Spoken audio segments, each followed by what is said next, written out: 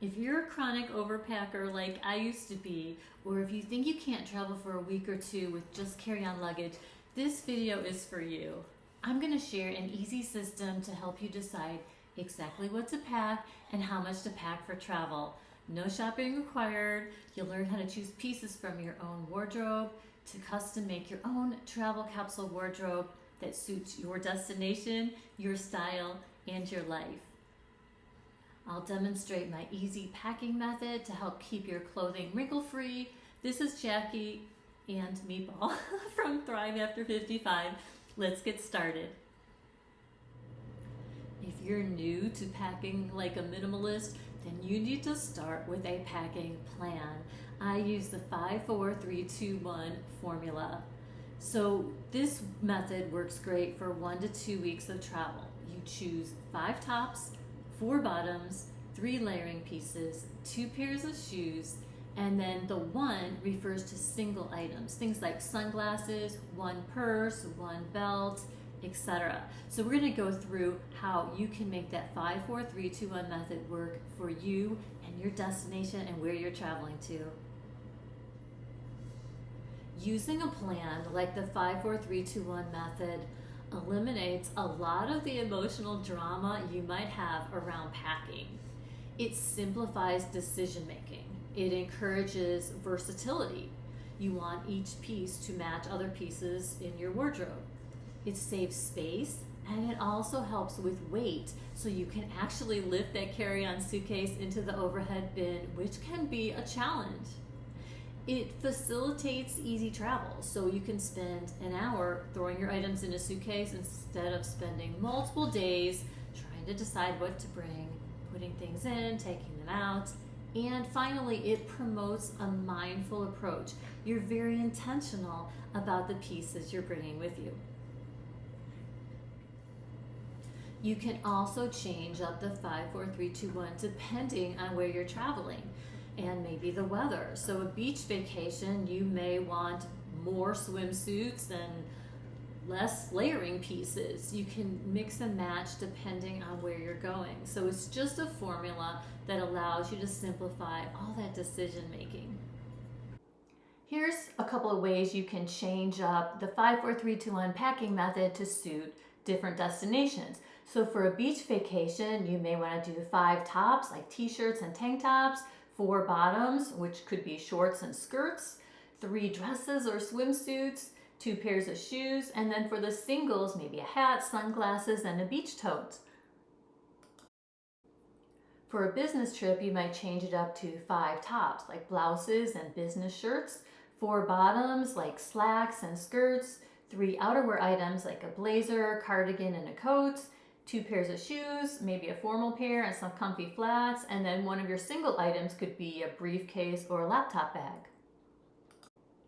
And for a more adventurous type of a trip, you could do 5 tops, being t-shirts and moisture-wicking shirts, 4 bottoms, including hiking pants and shorts, 3 outerwear items like fleece, if the weather dictates that, a rain jacket or a windbreaker, 2 pairs of shoes like hiking boots and sneakers, and then for your singles, maybe a backpack, sunglasses, and a hat.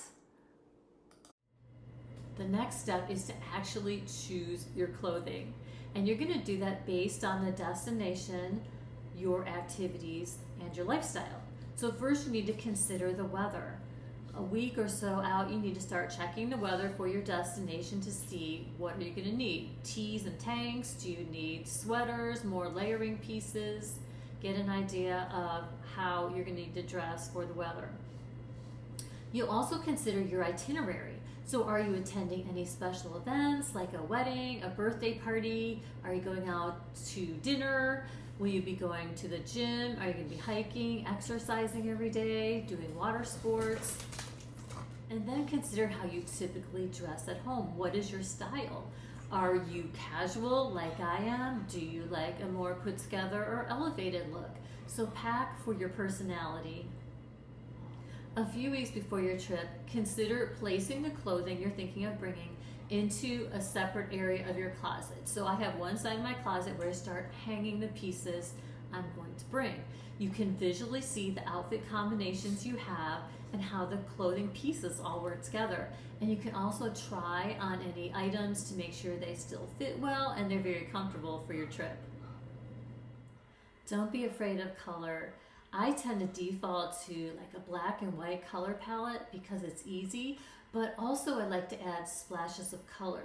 So neutral pieces are great to make sure your items all work together, but don't be afraid of adding hints of color or even a lot of color if that's your style.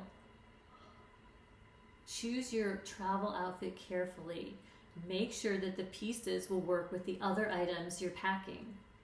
Make sure your travel outfit is supremely comfortable. There's always delays, there's waiting around at the airport, maybe you have a big heavy meal that's going to be sitting in your stomach. You want to be very comfortable while you travel.